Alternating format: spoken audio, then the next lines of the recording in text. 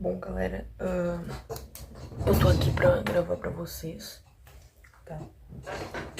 Esse vídeo. Eu só vou ligar aqui o ar rapidinho, porque ficou um calor insuportável. E também porque eu tinha deixado pra prender o meu cabelo durante o vídeo, porque tava com um frizz gigante, aí eu soltei, acabei me esquecendo de prender. Enfim, mas agora voltei. Gente, eu não tô conseguindo minar esses freezes. Complicado, eu ter que comprar um daqueles produtos quase que como que fosse um laque pra cuidar desse probleminha. Tá, mas vamos lá. Eu peguei aqui algumas questões de hidrostática pra gente fazer junto. Então, quem já estudou hidrostática sem ser comigo, vai conseguir ter um aprofundamento. Quem estudou hidrostática comigo vai dizer que maravilha. Aí eu vou dizer, quem estudou hidrostática comigo? Absolutamente ninguém. Eu não passei essa aula pra ninguém. Eu não passo essa aula ao natural e não passei o YouTube. Então não passei pra ninguém, né, basicamente. Em resumo, eu não sei se vocês perceberam. Com certeza vocês não perceberam, mas ó, eu consegui botar de novo um brinco. Minha orelha tava dando problema pra brinco. Problema. Eu sempre só ponho em um lado, né? Eu tenho essa mania. Chata. Enfim, eu sempre só ponho em um lado o brinco e dessa vez eu pus, né? Porque finalmente ela parou de dar agonia pra brinco. Eu acho que... ósseos da sensibilidade. Assim que eu tiver um tempinho, talvez até hoje à noite mesmo, eu grave um vídeo sobre dois hormônios, né? O acetil... Não, eu nem vou falar aqui, tá? Mas... acetilcolina. Não, vou falar só o nome, né? Vou gravar sobre a acetilcolina ao mesmo tempo que eu vou gravar sobre a cafeína. São dois hormônios que não têm nem funções parecidas, nada a ver, mas são duas questões muito interessantes que eu queria falar pra vocês. A cafeína ela não é um hormônio. A acetilcolina é um neurotransmissor e a cafeína não é um hormônio, mas ela tem uma relação muito íntima com a adenina, a adenosina, que é um hormônio, tá? Enfim, eu sempre falo adenina, só que a adenina é do ACTG, né? Ou seja, do teu código genético. E a adenosina é um neurotransmissor propriamente dito, perfeito. Mas, vamos começar aqui a fazer. Acho que eu já tô com uma caneta aqui bacana pra fazer com vocês. Isso aqui, tá um pouquinho mais frio. Vamos lá. Nessa primeira questão de hidrostática, ela diz o seguinte. 6 reservatórios cilíndricos, então são esses 6 aqui. Deixa eu ter mudou de cor, foi. Supostamente abertos, superiormente abertos, ou seja, aqui eles vão estar sofrendo que pressão? A pressão atmosférica do ar. Se fosse tampado, o ar, né, que é a camada da Terra, né, a coluna de ar que está acima da gente, é uma coluna gigante, inclusive, tá, galera? É uma coluna equivalente, se você for botar em comparação, é equivalente como se em cima da tua cabeça, se você tá no nível do mar, se você não tá no Monte Everest, né, se você tá na praia, no litoral, quando você foi pro litoral, conseguiu ver o mar ali, o horizonte, coisa muito bonita, mas naquele momento você tem que ter 100% de certeza, tá, que você tem 1 atm em cima de ti. 1 atm é uma pressão atmosférica, você vai dizer quanto isso significa na prática, porque eu não tenho comparação. Isso aqui é a mesma coisa de ar, é uma coluna de ar gigante. É a mesma coisa que se tivesse em cima da tua cabeça naquele momento, tá? Imagine agora que você tirou a camada de ar, você deu um vácuo, você vai botar outra coisa que vai substituir a camada de ar que temos quilométrica da nossa superfície até onde o ar acaba e a atmosfera da Terra acaba, perfeito? Então pense que aqui é a Terra, você tem uma atmosfera que ela vai mais ou menos até aqui, e você tá bem aqui, ó, nesse pontinho. Se você se imagina nesse pontinho aqui, né, como uma pessoinha que é bem miudinha, eu vou te dizer que você tem essa camada gigante aqui de coluna de ar até ela acabar, perfeito. Se eu substituísse, dei um vácuo, tirei todo o ar aqui, fiz como que fosse um sugão assim do ar, tirei tudo, tá? Ok. O que vai acontecer? Ó, presta atenção. O que vai acontecer contigo? Tô falando contigo. O que vai acontecer contigo? Todos os teus órgãos, tudo vai começar a sair pela tua orelha, pelos seus orifícios. Por quê? Porque tu tá acostumado a ter uma pressão específica pra ti. Como assim eu tô acostumado a ter uma pressão específica pra mim? Os teus órgãos, eles estão sofrendo um ATM de fora da Terra e tu tá fazendo um ATM pra fora. Senão tu seria esmagado. Imagina que tem uma coisa fazendo pressão aqui pra essa caixa. Imagina que ela vai fazer uma pressão nessa caixa, né? Eu não sei se eu tenho alguma coisa que eu posso fazer uma pressão e mostrar aqui. Pronto. Eu tenho essa folha aqui. Imagina que eu vou fazer uma pressão nela e ela não consiga resistir a essa pressão. O meio ambiente agradece. Ela amassou. Ela virou... opa! Até que ela consiga resistir à pressão. Essa aqui é uma pressão que ela consegue resistir. Ou seja, eu tô aplicando uma pressão nela. Pressão, gente, não é uma força, tá? Pressão é todas as direções. Pressão não é um vetor. Tipo, pressão, ela aponta pra cá. Imagina que eu tenho que fazer pressão, por exemplo, nessa bola aqui. Você acha que eu consigo fazer pressão nessa bola aplicando apenas uma força nela?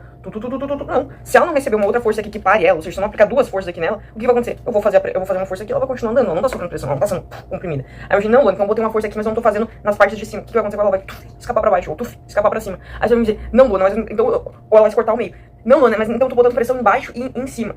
Ela cai pra baixo. Não, então eu tô botando em todos os lugares. Pronto. Aí sim você tá botando pressão. Porque senão você só tá botando força. Pressão, ela não tem uma direção. Ela é em todos todos os pontos daquele negócio. Como se, não é bem isso, mas como se tu estivesse dentro dessa caixa aqui e você estivesse tentando abrir a caixa e você vai pra todos os lugares que você consegue. Isso não é pressão propriamente dita, tá? Mas pressão não é uma força que você sofre em um monte de assim. Então a gente tá sofrendo uma pressão da Terra com uma coluna de ar aqui em cima, mas ela se espalha por todo o corpo, tá? A pressão é tudo, tá? Pelo amor de Deus, pressão é força. Pressão, inclusive, é força sobre área. Ou seja, aqui tem uma área, eu tô querendo fazer pressão nela, eu vou grudar ela aqui na parede. Ó, deixa eu mostrar aqui pra vocês, vou grudar aqui na parede. E tô fazendo pressão na minha mão. Se eu não grudasse na parede, não estaria fazendo pressão, minha mão estaria seguindo, perfeito? Ok, mas deixa eu voltar aqui pro outro, né? Ok, você já conseguiu imaginar. Eu tô agora dizendo, pô, imagina essa coluna de água, eu tirei o vácuo dela. Você concorda comigo que você só tá sobrevivendo sem ser comprimido, porque você consegue fazer uma pressão de 1 atm pra fora? Ou seja, todos os teus vasos sanguíneos estão fazendo pressão pra fora. Todo o teu olho tá fazendo pressão pra fora. As tuas células estão fazendo uma pressão pra fora. Os teus órgãos estão fazendo uma pressão pra fora. A mesma pressão que eles sofrem. Por isso que, se o órgão vai lá e faz uma pressão pra fora, e ele recebe essa mesma pressão pra dentro, ele fica em equilíbrio. Agora imagine que do nada você tira a pressão que ele tá recebendo aqui de fora. Ou seja, desculpa, a pressão que ele tá recebendo aqui de fora, ou seja, a pressão que esmaga ele e ele esmaga de volta. Imagina que você tirou fora essa pressão. O que vai acontecer? Ele continua fazendo força. Sai, vaza por todos os seus orifícios. Gente, você simplesmente descolapsa se você tirar toda a pressão atmosférica de maneira abrupta. Imagine. Eu preciso que você imagine essa situação. Na verdade, eu não preciso que você imagine propriamente essa situação, mas eu tô contando com esse fato. Ok. Primeiro que seria inviável, mas imaginamos que você tire toda a pressão. E o que você põe no lugar dessa pressão para se equivaler? Ou seja, para que se transforme em um ATM também. O que você tem que pôr de coluna de, sei lá, água. Pronto, água. Ao invés de ar, ao invés da matéria ser ar, você põe só água. Gente, o ar é quilométrico, tá? Você precisa de muito ar em cima de ti pra fazer uma pressão de um ATM. Mas quanto precisa de água? 10 metros. 10 metros de uma coluna d'água é o equivalente à pressão atmosférica, ou seja, 10 metros de água em cima de ti é igual a 1 ATM, ou seja, igual a uma pressão atmosférica é igual a 10 MCA. O que é MCA? Metros de coluna d'água, tá? 10 metros de coluna d'água, ou seja, a coluna d'água é da onde tu tá até a superfície da água que tu tá submerso. Aí você vai me dizer, ou seja, a profundidade, né? Se você tá aqui num tanque, você tá aqui, é isso aqui, tá? Isso aqui é o metros de coluna d'água, tá? Ok.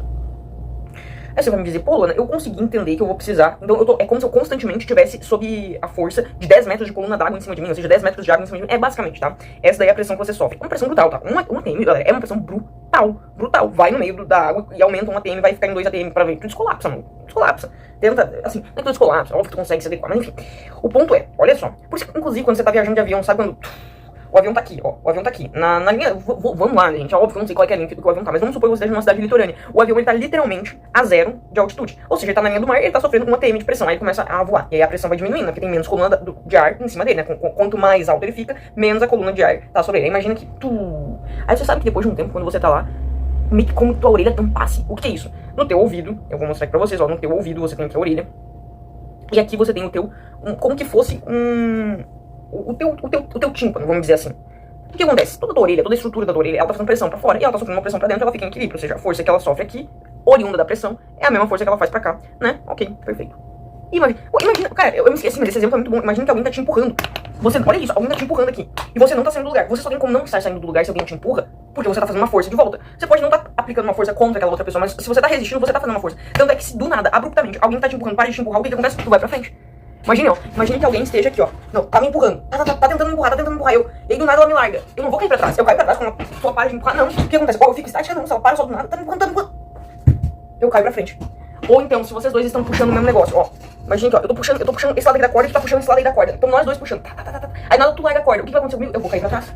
Se a força, né? Ó, eu tô puxando pra trás. Pra ficar estático com uma corda, se tu tá puxando pra esse lado aqui, pra essa corda aqui ficar estática, eu vou ter que tá puxando pra esse lado. Se tu tá me empurrando, pra eu ficar estático, eu vou ter que tá empurrando pra cá. Sempre eu vou ter que anular o vetor da tua força com o outro, de mesmo sentido e de mesmo módulo, ou seja, de mesma intensidade e de mesma direção, ou seja, na horizontal, inclinado, só que de sentido oposto. Ou seja, o lugar onde a seta tá apontando vai ter que ser oposto pra poder justamente ter um FR, ou seja, força resultante igual a zero e tu ficar estático. A gente tá estudando que é hidrostática. A gente tá estudando comportamento paralelo das coisas. Perfeito. Aí eu preciso eu preciso muito. Imagina que o tímpano, ele tá sofrendo uma força aqui de fora.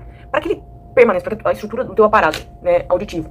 Caraca, parece que eu tô fazendo uma aula hoje só pra poder mostrar meu brinco, né? Não é possível. Eu vou até aproximar. Pra que a estrutura do teu aparelho auditivo permaneça íntegro, a força de um ATM que ele sofre, na verdade a pressão de um ATM que ele sofre, que na verdade aqui eu tô analisando como que fosse apenas a força de um ATM que ele sofre pra cá, é a mesma que ele faz pra lá, e pronto, se permanece igual. Agora imagine que você tá num avião e tá subindo. Parou aqui, você sente uma pressão, você sente como que fosse teu ouvido num estado diferente. Ele está num estado diferente. É isso aqui que aconteceu, ó. A pressão daqui diminuiu, a pressão interna continua a mesma. O que acontece? É como se essa aqui fizesse uma forcinha pra fora. Que forcinha é essa? É como se o teu tímpano desse uma pequena saidinha, assim, de leve. Se você, inclusive, fizer isso aqui, ó, engolir seco, que eu acabei de fazer, eu acabei de engolir seco, ó. Eu até tive que fazer bem sonoro pra vocês conseguirem ouvir. Se você engolir seco, eu acho que vocês ouviram, enfim. Se você engolir seco, você já dá como se fosse uma pressãozinha, como se fosse um desajuste aqui, que eu nem sei o que é, porque que engolir seco ajuda. Eu vou pesquisar depois pra vocês e conto mais tarde. O ponto é, você conseguiu perceber? Eu gosto de sempre deixar o conteúdo muito claro na cabeça. Você conseguiu perceber a relação que a gente tem com a pressão? tá? É só um pavimento imaginativo. Ok, então vamos lá. O que tem sofrendo aqui? Se eles estão com a tampa aberta, se você não tem, vamos supor, se você não tem nada que impeça essa coluna d'água essa coluna d'água não, essa coluna de ar, ou seja, a pressão atmosférica de fazer a sua força de pressão atmosférica, então eu posso dizer que aqui a gente está sofrendo um ATM. Foi isso que ele disse. Foi isso que ele quis dizer, melhor dizendo, quando ele fala que os vasos estão superiormente abertos. Aqui embaixo não está aberto, né? Porque senão a água, como qualquer líquido que tem a capacidade de ocupar todo o volume o qual lhe é ofertado, melhor dizendo, não é todo, tá? Porque os líquidos eles não ocupam todo, não. O ar é que a gente pode dizer que ele ocupa todo o volume, tá? Mas o líquido ele vai ocupar todo o volume mais próximo da superfície da Terra. Porque, vamos lá, o ar no estado volátil, no estado gasoso, ele consegue ficar disperso, e a água ela vai ficar dispersa, mas ela não vai ficar dispersa, tipo, flutuando, né? Pelo amor de Deus. Eu poderia entrar dentro de força-peso e tudo mais, dentro de densidade, mas não vem ao caso mesmo, tá, galera? Me desculpa, mas não vem ao caso. Quer dizer, vem ao caso, mas não nessa questão aqui. Vamos resolver essa questão aqui, não vamos também saindo pela tangente. Eu gosto de hidrostática, na verdade eu gosto de física, né? E gosto de química. Então a gente precisa às vezes se ater. Então vamos lá, idênticos, abertos, né? Superiormente abertos, idênticos A, B, C, D, E e F, estão apoiados sobre uma superfície horizontal, plana e ligados por válvulas V. Isso aqui quer dizer que aqui tá todo mundo na mesma altura, e a única coisa que difere entre eles é a quantidade de líquido que tem ali dentro. Por válvulas V, ok. Válvula V é essa válvula aqui, ok, ok. Nas posições indicadas na figura, ok. Já percebi aqui. Aí diz assim, ó, as válvulas V fechadas, cada reservatório contém água até o nível H indicado na figura. Então, o nível H é esse nível aqui, é do eixo. Qual é o eixo que, dentro de um plano cartesiano, a gente tem dois eixos, né? Qual é o eixo vertical? O eixo Y. E esse aqui é o eixo X. Eu posso dar outros nomes? Sim, mas convém que você dê esses dois nomes aqui, tá? O eixo das coordenadas é o eixo Y, o eixo das abscissas é o eixo X. Aí você vai dizer, mas isso é uma questão de física ou uma questão de matemática? Gente, a física não existe sem matemática. A física ela existe sem matemática, mas ela não vai conseguir ser expressa em sua completude sem a matemática, pelo amor de Deus, né? Enfim, quer dizer, vai conseguir, galera, mas é bom sempre ter um numérico, é bom sempre ter as indicações de como aquela intensidade tá se relacionando. Ok, e pra isso a gente precisa da matemática. Então vamos lá, reservatório contém água até o nível H, ok, indicado na figura. Todas as válvulas são, então, abertas. Ou seja, isso aqui é aberto, isso aqui é aberto, isso aqui é aberto, isso aqui é aberto, e aqui não tem válvula nenhuma. Aí seria essa válvula aqui, tá? São tudo válvulas, a gente pensa numa torneira. Quando você abre, você abriu a válvula, quando você fecha, você fechou a válvula. Aqui é como se você tivesse uma válvula, uma, e aqui separa a E da F, é uma válvula superior, né? Ok, vamos tentar entender, a gente vai entender a mecânica disso aqui, tá? Isso aqui, inclusive, é hidrodinâmica, tá? Aqui não é uma hidrostática, no sentido puro, assim. Ok, porque a água vai estar movimentando. Reservatórios até que se estabeleça o equilíbrio hidrostático. Opa, então é hidrostática com gosto de dinâmica, mas não, a gente quer no final das contas encontrar um equilíbrio. Ou seja, o ponto em que a água vai parar de se movimentar, ela não vai mais sair por válvula nenhuma, não vai entrar por válvula nenhuma, ou seja, não vai entrar nessa válvula aqui e sair dessa, não vai acontecer isso. Ok, então vamos tentar entender. Nessa situação, final, o nível de água em decímetros, decímetro é decímetro, ou seja, o metro vezes 10. Não, desculpa, é o metro dividido por 10. Decímetro é a 10ª parte do metro, então você vai pegar o metro e vai dividir por 10, isso aqui é decímetro, tá? E centímetro é um metro dividido por 1000. Tá, vamos lá. O que permite a passagem livre da água entre os reservatórios até que tá. Nessa situação, o nível de água em decímetros será igual a... Então, essa aqui é uma coisa muito interessante. Primeira coisa. Vamos imaginar o que vai acontecer com a água. Antes de você calcular numericamente, você precisa entender fisicamente o que está acontecendo. Se está todo mundo sob 1 atm de pressão, você nem vai usar ela no cálculo. Tá? Tá todo mundo sobre 1 atm de pressão, significa que a pressão que eu tô fazendo aqui, todo mundo é a mesma. Se fosse 0, é 0. Se for 1, é 1. Não muda nada, basicamente. Tá? Não vai alterar nada. Não é como se aqui do nada fosse fazer mais pressão do que aqui. Não. Então não tem como ele mudar o movimento. A pressão atmosférica não influencia. Inclusive ele quis dizer isso para poder dizer aqui, estão tudo sob a mesma pressão. Ok. Vamos prosseguir aqui no raciocínio. Eu preciso que você imagine, junto comigo. Se eu abrir essa válvula aqui, qual é que é a tendência? A água. Imagine que essas todas estejam fechadas, tá? Se eu abrir só essa válvula aqui, a água que tá nesse fluido vai ir pra esse daqui, vai escoar, tipo aqui ela vai escoar. Ela vai ficar parada, ela vai ficar estática, ela vai escoar. O que vai acontecer com essa água? Ela vai escoar desse lado pra esse. Por quê? Porque a água ela sempre vai querer estar sob a mesma pressão. Se você tem dois vasos comunicantes, ela vai querer estar sempre no mesmo... se você tem uma substância igual, claro, porque tem substâncias que fazem mais pressão, tipo mercúrio faz mais pressão... Mercúrio faz mais pressão do que água, tá? Pelo amor de Deus, essa aqui é a fórmula do mercúrio química, tá? A representação química do elemento mercúrio. Mercúrio faz mais pressão do que a água. Agora, sei lá, oxigênio faz menos pressão do que água, né? Do que H2O. Quando eu digo oxigênio, eu quero dizer O2, tá? O gás oxigênio faz menos pressão do que H2O. Então a gente tem que fazer algumas análises, a gente tem que pensar de uma maneira que a gente possa dizer, tá bom, se a gente tá falando do mesmo fluido, vamos supor que a gente esteja falando de água, se a gente tá falando do mesmo fluido, e sim, é o mesmo fluido, a representação deles é da mesma coloração, tá tudo igual, senão eles seriam de são fluidos diferentes, a questão ficaria muito mais complexa. Se a gente tá falando dos mesmos fluidos, então eu posso garantir pra vocês, eu posso afirmar categoricamente, de que esse lado aqui, olha isso, vai ter que ter o mesmo nível, olha isso, vai ter que estar no mesmo nível horizontal da sua superfície livre, superfície de água, seja o que for, essa superfície aqui vai ter que estar no mesmo nível. Para elas estarem no mesmo nível, você pode pensar, ou essa aqui tem que subir, ou essa aqui tem que baixar. Enfim, vai ter que ser uma média entre essas duas, tá? Então, já consegui imaginar então que a água vai sair daqui e vai ir pra cá. Se eu fosse abrir agora essa daqui, pô, eu também imagino que a água vai sair daqui e vai ir pra cá, né? Até manter o equilíbrio, tá? Então até todas elas ficarem mais ou menos na mesma coluna d'água. Ok, e aí, essa próxima aqui, se eu abrir, ela também vai sair daqui desse vão aqui, porque esse vão aqui, essa aqui tá mais alta, e vai ir pra cá e vai aumentar o nível dela, e perfeito, e assim sucessivamente. Você pode concordar comigo que no final todo mundo vai estar na mesma altura? Se eu abrir todas essas voltas, exclui essa aqui essa aqui ela não tá no chão, gente, essa aqui eu não sei dessa aqui. Quer dizer, e essa aí, vamos ver, essa aí você diz, essa eu analiso mais tarde, essa aqui eu não faço a menor ideia, porque não é aqui no chão que ela tá aqui, e lá eu tenho altura, e eu lá sei se a água, quando eu abrir todos esses vãos, vai ter altura suficiente pra sair daqui e pra cá, ou melhor, se tiver no mesmo nível, ela nem vai sair daqui, vai vir pra cá, né, quer dizer, não, se tiver no mesmo nível vai, mas ela não vai conseguir, se ela tiver aqui, ó galera, ela não consegue mais sair, tá, tem isso, tá. Ok, mas exclui essa aqui, porque essa aqui é um mecanismo diferente, a gente vai calcular ela mais tarde. Vamos só focar nessas daqui, ó. Imagine, galera, que você tenha um copo com água, você quer dividir ela igualmente entre todos os copos, não é isso que a gente não quer deixar todo mundo igualmente com a mesma quantidade de água? Queremos. Então a gente vai pegar o quê? Pega tudo isso aqui, ó. Aqui você sabe que tem 8, aqui você sabe que tem 7, ó, vê a linha, tá? Aqui você sabe que tem 6. 6 o quê? Gente, você vai calcular quanto isso aqui vale em metros cúbicos. Você nem sabe qual é que é a área, você sabe que são cilindros idênticos, você nem sabe mais nada. Você vai botar em uma fórmula pra ver quantos metros cúbicos isso aqui tem, pra saber quantos ml. Não, você sabe que a única coisa que tá mudando desse daqui, dessa figura geométrica, do líquido que tem nessa figura geométrica pra essa, é a altura. Porque o resto é cilindros iguais, então a área continua a mesma coisa. Se é só a altura que muda, vê que a fórmula do volume do cilindro é quanto? É a área vezes a altura. Então, quanto é que é a área do cilindro, pô? É a área do círculo aqui embaixo. Então vamos lá. Pi r ao quadrado vezes h. O pi r ao quadrado muda desse pra esse? Não, então ele é invariável. Eu não tô cortando porque ele é zero, eu tô cortando porque em comparação ao próximo ele não muda nada. O h muda? Claro que muda. Olha aqui a altura mudando. Eu só quis mostrar matematicamente pra vocês que eu posso só dizer, um é 8, outro é 7. Se os vasos eles estivessem aqui, ó, uma área diferente, aí tudo bem, eu ia ter que fazer uma análise diferente do que é que eu tô aplicando. Não para a coluna d'água. Para a coluna d'água seria a mesma coisa. Independentemente da área, você tem que chegar no mesmo lugar de coluna d'água. Mas eu tô falando pro cálculo que eu tô me propondo a fazer, que é pegando, como se eu jogasse tudo no mesmo líquido, como pegasse isso aqui e derramasse aqui, ó, gente. Eu tenho um potão assim, ó. Eu tô pegando a água que eu tenho nesse cara aqui e tô derramando aqui dentro. Depois é que eu tenho nesse aqui e tô derramando aqui dentro, tá? Tô derramando sucessivas vezes aqui dentro. Ó, eu vou pegar aqui. Ó, é como que eu estivesse fazendo isso aqui, ó. Derrama, ó, derrama tudo. Aí eu vou pegar agora aqui do 7, tá? O 7. Que bom. Vamos lá. Derrama tudo. Até que eu vou pegar de todos esses caras até aqui, ó. Até aqui eu vou pegar água de todos esses. Você vai dizer, perfeito, mano. Perfeito, pegar água de todos aqui. Juntei. E derramei tudo aqui, nesse cara aqui. Perfeito. Mas vamos dizer. Tá, a água que tem aqui nesse cara, eu não faço a menor ideia. Mas eu sei que se eu redistribuir aqui entre esses daqui igual, todos eles vão ter a mesma coluna d'água. Isso, é isso que eu quero. Eu quero no final jogar todo mundo pra mesma coluna d'água. Mesma coluna d'água aqui, ó, horizontal, tá? A superfície livre, né? A parte de cima. Perfeito. Então vamos lá. Como eu faço pra fazer isso? Até o E, tá, gente? O F a gente é um caso à parte. A gente já vai estudar o F. Mas até o E. Bom, até o E, então aqui eu tenho 7, aqui eu tenho 6, aqui eu tenho 5, aqui eu tenho 4, perfeito. Aqui eu tenho 3 aqui, tenho 3. Mas esse aqui a gente não vai estudar, então a gente só vai ter o 4. Vamos lá, 5 mais 4, 9, 6 mais 7. Na verdade você até poderia, não, tá. Vou fazer assim, tá? 6 mais 7, 13, mais 8. 8 mais 7, mais 13, 21. Tô certo? Óbvio que tô. Mais 9 igual a 30. Perfeito. Então, aqui é o todo, é como se nós tivéssemos 30, vamos jogar uma unidade em ml. Não, vamos lá, 30 o quê?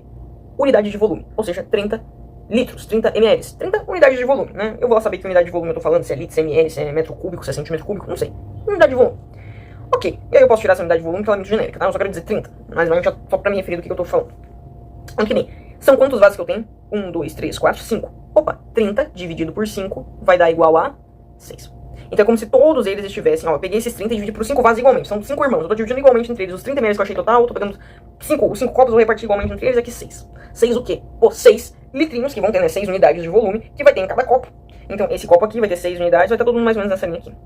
E o mais engraçado, galera, vai passar alguma coisa pra esse lado aqui? Não vai. Talvez, vai, um micro ml até ficar aqui um pouquinho mais baixo. Pronto, uma coisinha de nada mais baixo não vai conseguir passar mais nada pra lá. Então o F, ele vai continuar a mesma altura. Ele vai continuar com 3 de coluna d'água. Por que ele não vai conseguir receber mais? Imagina que você tem uma torneira, galera. Aqui, ó, essa aqui é a torneira, tá? Você tem uma água que ela vai até aqui, ó.